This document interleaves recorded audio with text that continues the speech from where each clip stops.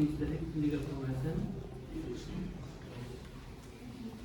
আমরা শহীদ শামসুল হকের পক্ষ থেকে আমাদের এই হলের মাননীয় প্রভোস্ট প্রফেসর ডক্টর আওয়াজ স্যারের উদ্যোগে ওনার হলের ভাগ প্রয়োগ কামনা করে দোয়ার আয়োজন করেছি। আজকে দোয়া মহলে উপস্থিত ছাত্র দলের বিভিন্ন নেতাকর্মী সদস্য, এই হলের সাধারণ শিক্ষার্থীবৃন্দ এবং হলের মাননীয় প্রভোস্ট ডক্টর আব্দুল আওয়াজ স্যার সহ মুরব্বিয়ান সকলকে অসংখ্য ধন্যবাদ এখানে এসেছেন এবং সকলে কামনা করে দোয়া করবেন। আল্লাহ যেন ওনাকে সর্বোচ্চ মাকাম দান করেন।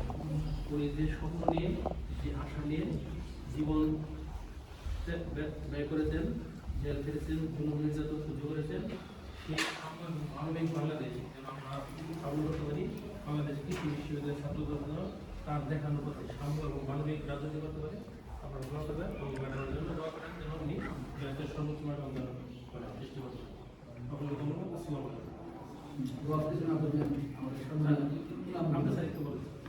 এই পর্যায়ে আমাদের মধ্যে